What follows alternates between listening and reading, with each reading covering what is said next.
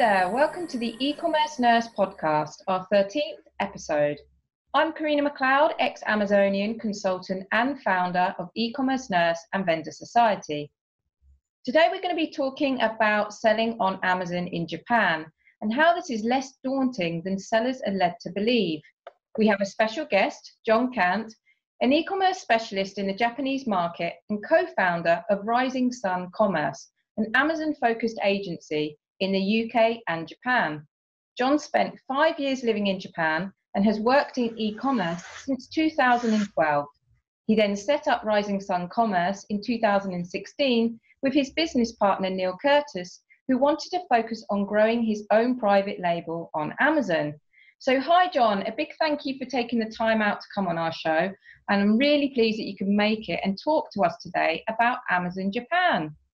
Hi Karina, pleasure to be here. Great. So selling in Japan, it can often be quite daunting to brands that haven't really entered this market.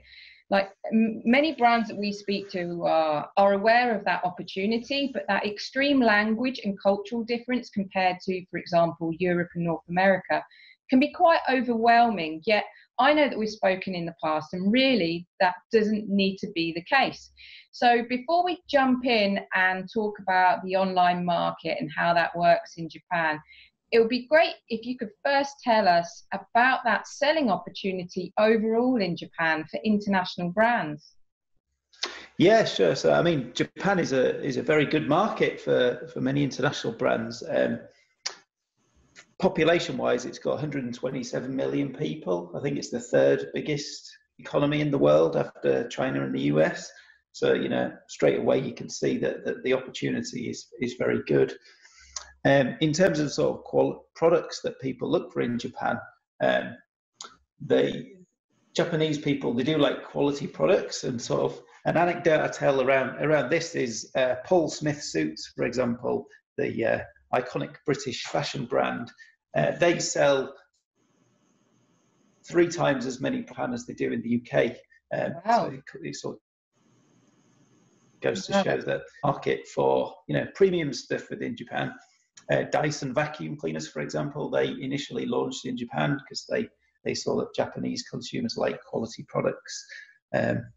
So yeah, in terms of e-commerce and the outlook on that, it's kind of been relatively slow to develop, sort of compared to the technology that's been available. So when I moved to Japan, first of all, in 2005, you know, many years before a couple of years before the iPhone existed, Japanese people had, you know, they had TV on the phone, they had internet on the phone, email on the phone, using their local Japanese keitais, mobile phones as they call them there.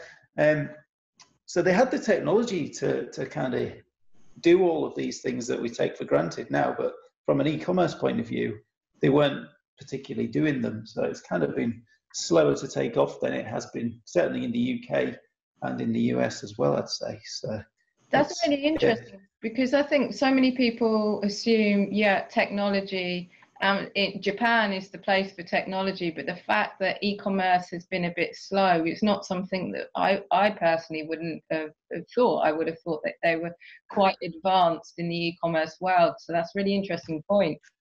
Yeah, I mean, they're catching up quick, and you know that the infrastructure is there. The delivery infrastructure in Japan is fantastic, and always has been. So you know they've got the infrastructure to do things right and well. So it's good that they're catching up now.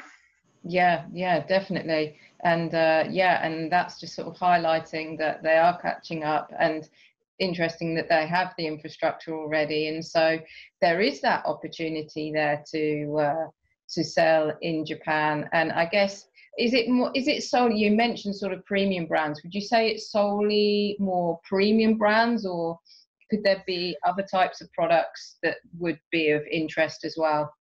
Yeah, no, the consumers are consumers everywhere in the world. Everybody likes a bargain, don't they? So it's very much across the board. You know, there is the opportunity for premium brands to do well, but then, you know, in Japan, you get 100 yen shops, which is a sort of the equivalent of pound shops or dollar stores kind of thing. And they're everywhere as well. And the offering, the product offering that you get in them is mind-blowing to see, certainly compared to the pound shops that we get in the UK and Japan. These 100 yen shops are amazing. So no, there's definitely scope to sell any price point type of products in Japan for sure. Awesome. And how easy then is it? So let's say somebody listening to the show has a product that may have performed really well in the UK or in the European market or North American market. Let's say they were selling on, could be on Amazon, but just in general, how easy is it to then sell in Japan? As in, if we sort of go back a step away from online, but just actually getting those products into the country when it comes to imports and legislation? Yeah, sure. So how easy is it? It's parts of it are easy, parts of it are not so easy. So I'll cover the easier bits to start with. So from an e-commerce perspective, you don't necessarily need to register your business in Japan to get started. Taxes for new sellers are quite straightforward. There's a threshold of sales tax, which is about $100,000, I think. And under that, you don't need to register for sales tax. And that threshold as well, from my understanding of the tax rule, seems to be only applicable to businesses that are registered in Japan as well. So it seems that there's a bit of a grey area for international businesses that are selling online as things stand at the moment. So it's not as complex as kind of EU VAT laws and sort of the tax laws selling in different states in the US. It's simpler than that at the moment as things stand in Japan. Some categories of goods, they don't really need too much in the way of compliance requirements for importing them. So if it's a simple product, it's fairly straightforward to import. The one piece to note is that you do need what's called an importer of record, which is essentially somebody who's physically in Japan taking responsibility for your goods coming into the country. So that's called an importer of record, and any product that you're selling in Japan, you need that sort of piece of paperwork to be done. There's various third-party companies that offer that at, I think it's about $100 perhaps per shipment. It's not extortionate and it's fairly straightforward to get. Where it does get more tricky from the compliance point of view is when if products are sort of food and drink related, cosmetics related, supplements, electrical products, toys, those sort of categories do require a lot more in terms of sort of compliance paperwork. And the rules that they follow are not necessarily the same as the EU rules or the US rules, FBA regulations and things like that. So in all instances, you'd need to get the products sort of tested to Japanese standards. Now, fundamentally, if a product passes the EU laws and regulations or the US laws and regulations, I'm sure it'll be fine for Japan, but it's, a different, piece of compliance work, a different tick box that you need to go through in order to be able to sell those types of products there. Yeah, interestingly, so are there like test centres that are quite at the ready to be able to work with to get all that sort of certification? No, it seems there's no sort of standard, and it's kind of there's lots of information on the government websites, but like finding the wood for the trees is a bit tricky, and then finding third-party companies to help you do all this can be quite tricky as well. So it's a bit not as simple as it should be, really. But. Yeah. So a lot really then in terms of, sort of the real opportunity or the easier opportunity is almost steering away from certain product categories that I guess are a lot more complex and that require a lot more investigation and I guess a lot more costs if you did have to then find a test centre and start testing products and getting certification.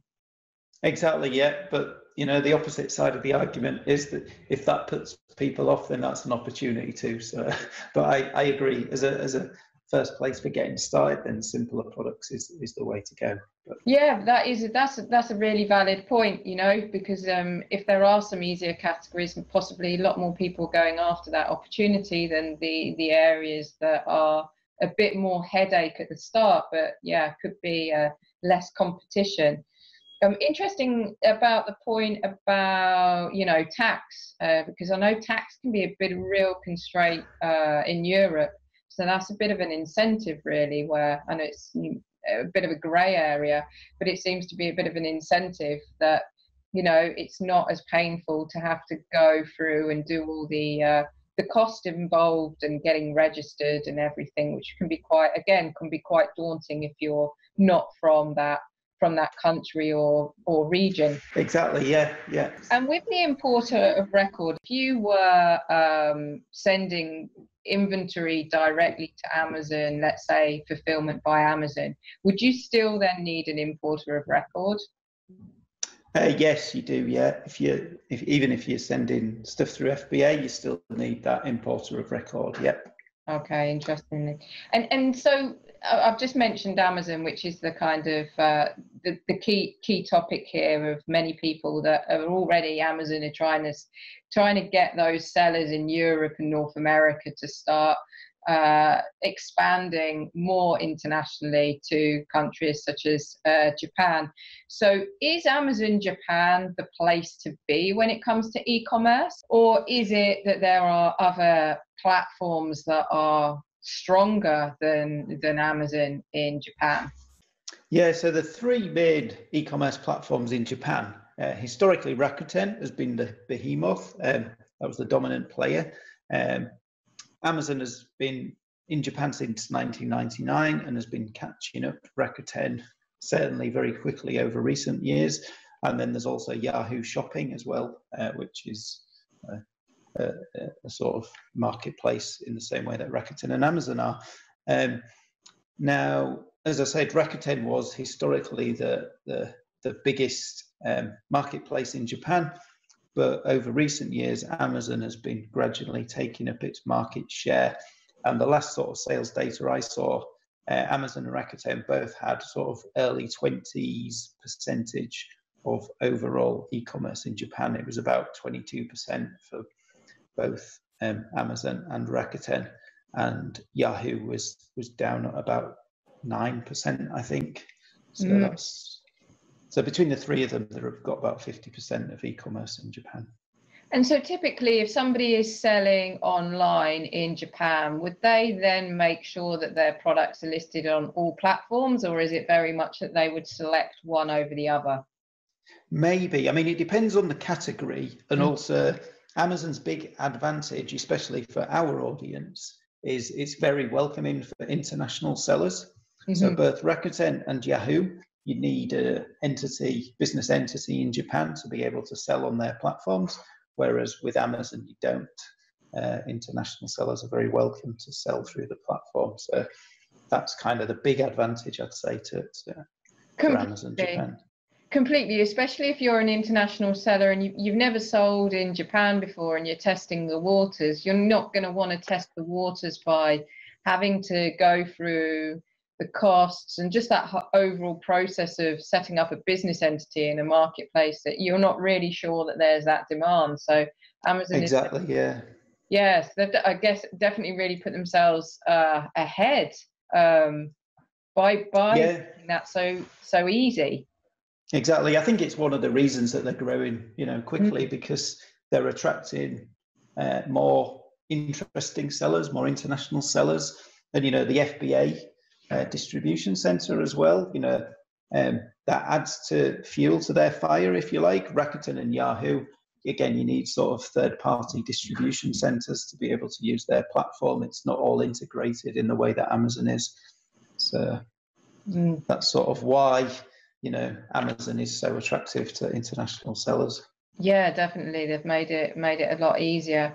And so if we've got a seller that's got a product they're really interested in then selling on in Japan, and they know that probably then it sounds like Amazon is that place to be, not necessarily from just a customer side of things, but that place to be if you're looking to enter in that market, given that it's a lot easier than other channels. But how would you describe that overall customer in Japan?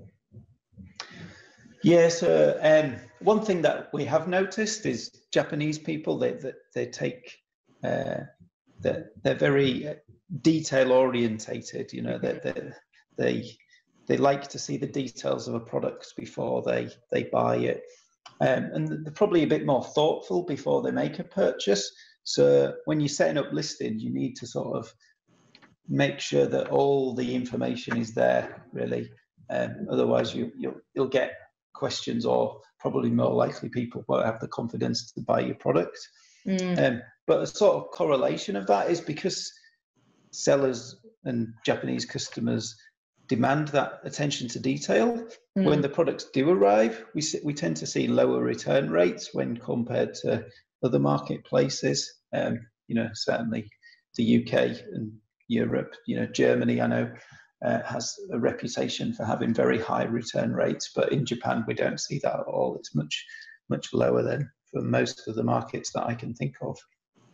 That's really interesting, and I guess that then it sort of highlights something that, because a lot of businesses, when they go international, they sometimes can cut corners when it comes to content and listing products, because they're like, well, I'm testing the water, so I don't want to invest much in optimizing my listings, etc. But actually, I guess that really, to really be successful in a market like Japan, you're going to have to invest in that, because the customer wants that level of detail. And would a customer, Japanese customer, typically ask a question if that information is missing, or would they effectively just go elsewhere? Depends on the product, I think. So if it's something that can get elsewhere and somebody else has got that information, then they'd go elsewhere, I think, because why wouldn't you, if you've got the choice? If it's a specific product that they can't get, you know, from another listing or from within Japan, you know, if you're selling something unique, then you know, yeah, they would go ahead and ask the question. But the chances are that question would be in Japanese, so you'd need to be able to reply back in Japanese. Yeah. Which is another really good point. You know, where you can go onto Amazon Japan and click translate button, but really that's not the Japanese customer. You've really got to, I mean, how does a business manage all of that when it comes to translating and really understanding what a good translation is if that seller doesn't understand the language at all? Yeah, I mean, this is sort of part of our business. You know, we help sellers sell and handle customer support and stuff. So in terms of using Google Translate, for example, so if you wanted to manage it yourself and you got a customer question, then you could probably get the gist of what they were asking using Google Translate. But in order to send a reply, then I wouldn't recommend using Google Translate to send emails to customers, because it just sort of turns out into gobbledygook, really, and it wouldn't be giving a particularly good customer experience. So yeah, it's better to, you know, have something professionally translated, and you know, you could use an agency like us, or there's, you know, various other agencies that you can use and things, or but it's definitely worth paying to get translations done properly when it's going to the customer. Yeah, and I guess that's all the way from optimizing the content to being able to respond to any customer questions, or I guess even any product reviews that might come across, or negative reviews or anything like that on the actual website itself. Yeah, no, exactly. I think it pays to invest in the content side of it. You know, we've had customers come to us where they've not set the listings up very well originally. They've got a few sales, or they continue to think that Japan is a market for them and they want to grow their sales. So we've gone over their listings and sort of optimized them and reviewed them and improved them. But they've essentially paid for this service twice, because they've paid somebody, you know, to do it originally, and then they've had to pay us to redo it, and the cost for redoing it is probably very similar to if you get it done right in the first place. So I think it is worth investing in doing it right from the off if you're gonna try, because if you don't get it done right and your products don't sell, then the reason they're not selling is not because there's no demand for your products from Japan. It might be because your listings are just rubbish. So you've not really tested the market. Comparing apples with apples, it's it might be just your listings are not very good. Exactly, and that's what we often find, and we found that with other marketplaces and European marketplaces, is that the businesses sometimes are like, well, I'm not going to invest in a proper job for translation because I don't know if there's a demand there, so I'm going to do it cheap. But then what happens is they do it cheap and the demand isn't there because it was done cheap and it wasn't necessarily a great translation. So then they end up having to pay it twice as much. But then almost there's the assumption that because the work has been done, that it would be cheaper to get it revisited, when in actual fact, sometimes it can actually take longer, right, to rectify starting from scratch. Yeah, exactly. No, that's very true. And with the Japanese customer, when it comes to, I asked a question about questions, and I understand that there's a point of wanting detail. Are Japanese customers quick to write a negative review if, for example, the item that they've received hasn't met their expectations? I mean, we see review rates about 3% generally. So I think they're generally speaking pretty fair, really. From what we've seen, they'll write a good review if they like the products, and they'll write a bad review if they thought something was lacking. And the negative reviews that we've seen have kind of been justified in the sense that there was information missing, or the product didn't work. We don't see people ranting for no reason. And then the other side of the coin is we've seen genuine customers leave like photo reviews and stuff. When me and Neil were selling our first products ourselves, a customer came in and it's a baby product, and instead of a baby, they used like a doll and took like 3 or 4 photos of the product in use and posted it. And the review looked too good to be true, kind of thing, but it was a proper genuine customer that had sort of gone the extra mile and left a really good review. So awesome. Yeah, and everybody else is thinking that you paid for them or gave them. I mean, that's it. Like, me and you being in the industry, we kind of know what has gone on in the past. So, if that was one of us to see that review, you'd be kind of suspicious of it. But it was a proper, genuine, bona fide review from a happy customer that had uploaded photos off their own back. So, yeah. And talking of photos as well, in terms of when a seller is selling on Amazon, should they keep with the images? If they've got lifestyle images or images on models, should they change that specific for the Japanese market? Or, I mean, is the expectation that if you're selling in a Japanese market, you'll serve the Japanese, you'll be serving the customer that is from Japan as opposed to from another country elsewhere? I mean, I'm going to sit on the fence and say it depends on the product and stuff. So, and it depends what message you're wanting to give. For example, if you're wanting to show your brand as being an international brand that is kind of desirable as an international brand, then maybe you wouldn't sort of localize your content as much, because you're sort of selling the desirability of an international product. But then if it's, maybe more of a simple product, a commodity product, although I don't like to use that word because everything's different, but I mean, if you were selling earphones, for example, then the customer on Amazon has got a choice of thousands of different types of earphones. And so I think in that situation, the one that is localized with Japanese specific images would probably do better. Yeah, definitely. That's interesting. And that kind of goes on to my next question, really.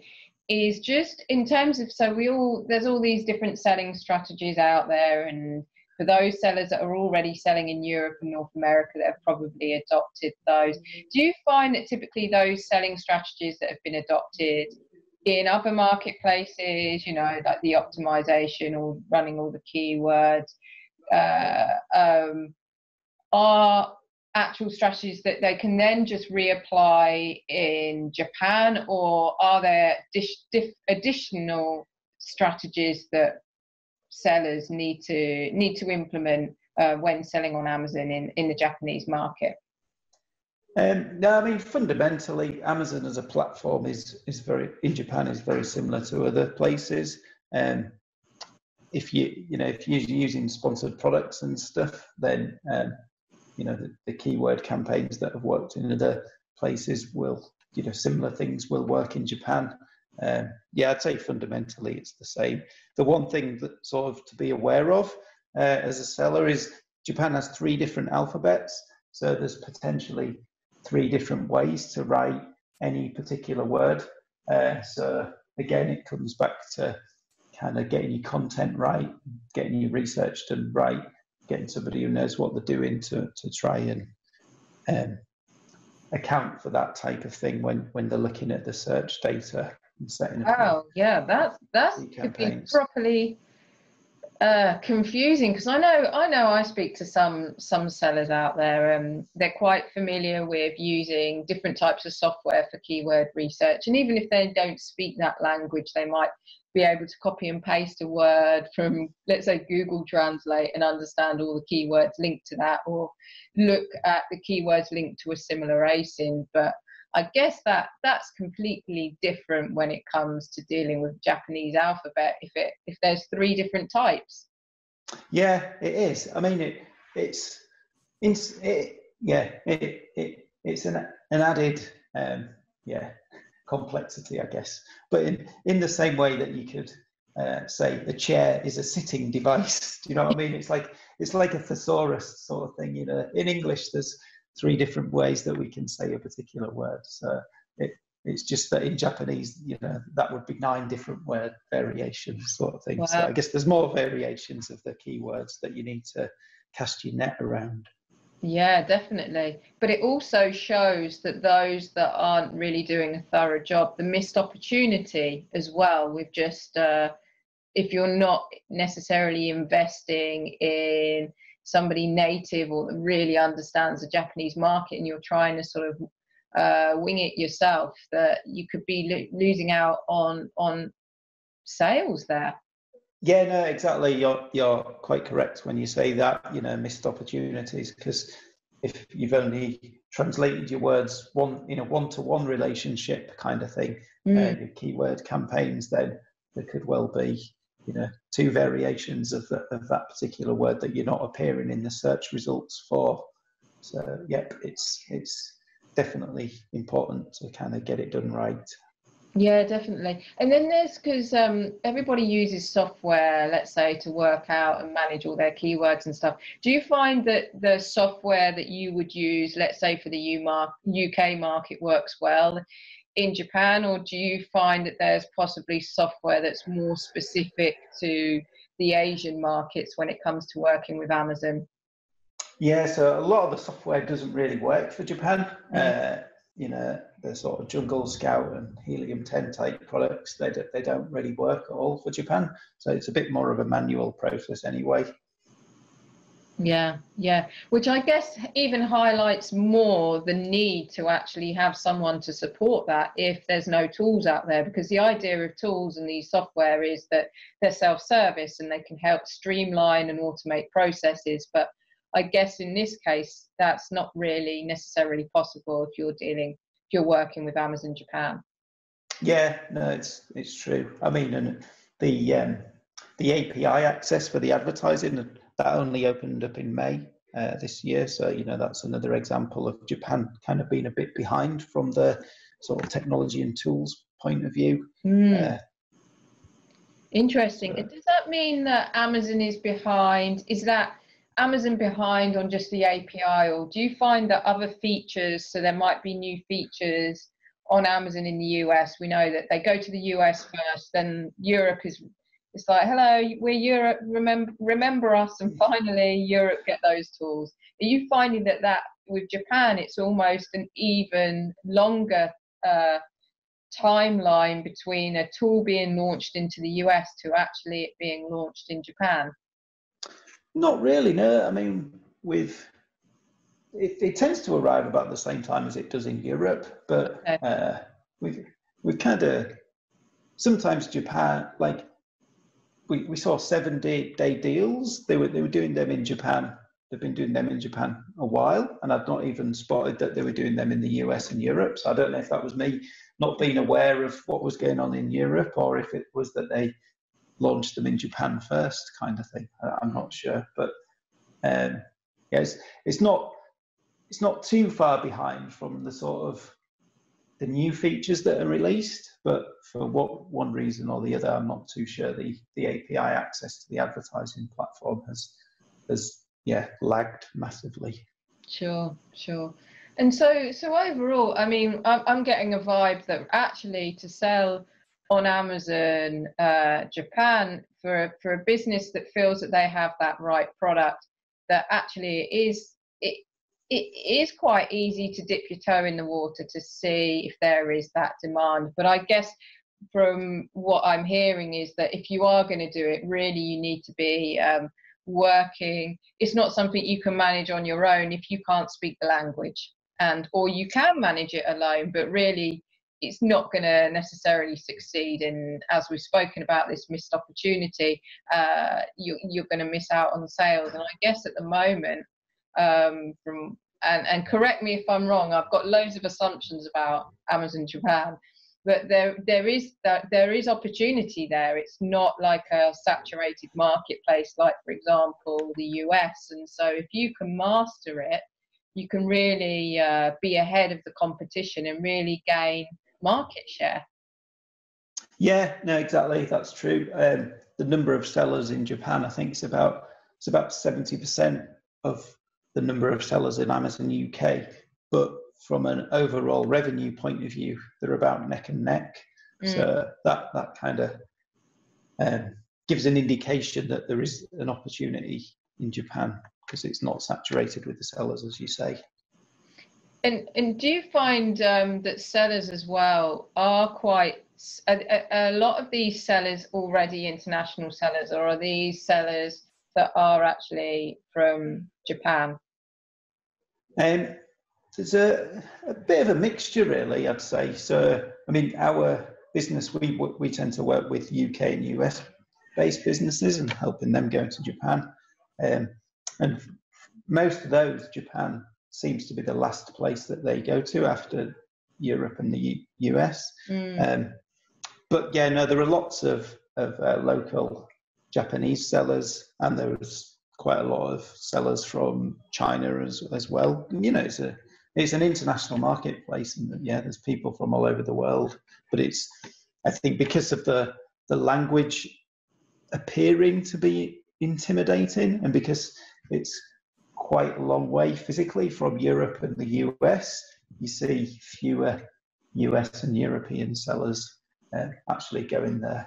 Yeah, and it's like what we spoke about at the start. It appears daunting, but actually it's not. It doesn't need to be so overwhelming. In actual fact, it's a lot more simpler, but you probably just need a bit of support to help you along the way. And I guess then if there are fewer international brands, are those sellers in Japan or those sellers from China, have they mastered a lot of the selling strategy? I mean, when it comes to advertising, or is that a real wide open space for businesses to come in and really make something happen there? Yeah, I think the international sellers, you know, the US and the experienced European sellers, are better at doing the marketing than the kind of local Japanese sellers. So there's definitely an opportunity again for people, you know, that have fundamental Amazon skills and applying them in Japan. Yeah, I can imagine. I can imagine. Awesome. Well, it sounds, I mean, I'm hearing it. We've got a number of clients, so all of a sudden I'm having a few light bulb moments, as in thinking, oh, well, perhaps this could work for this client, could work for that. One other last question, actually, which kind of goes more down to when we were talking about legislation and that, in terms of packaging, is that, as I know we've sort of spoken about, it's very dependent on specific categories. Are they quite strict on packaging being in Japanese, or do you find that brands are able to import products in certain categories that where the language is solely in English?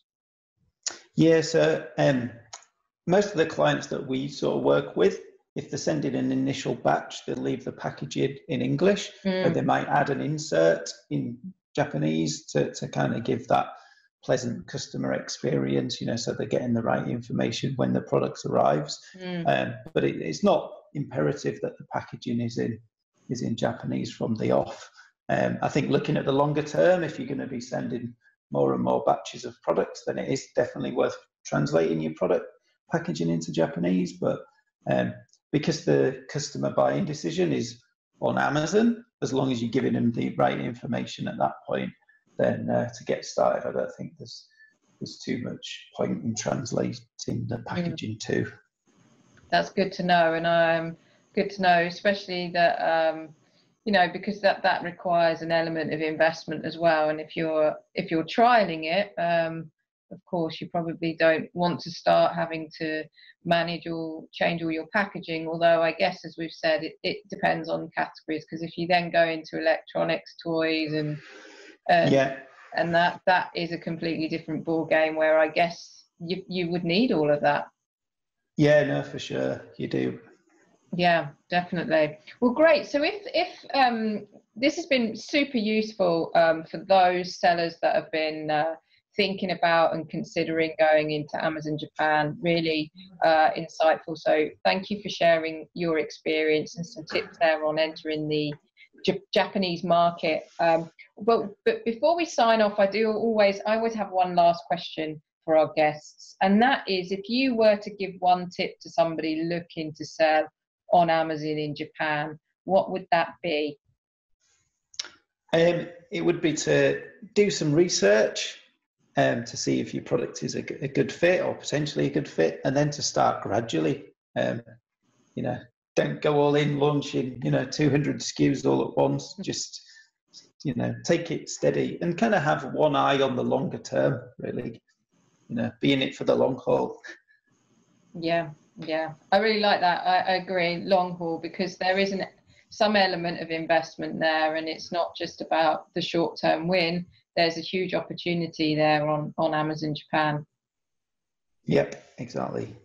Great. Well, thank you ever so much, John. You've been an amazing guest. I really appreciate you taking the time to come and talk to our listeners about Amazon Japan, which is definitely has a big question mark for a number of our listeners. So appreciate it.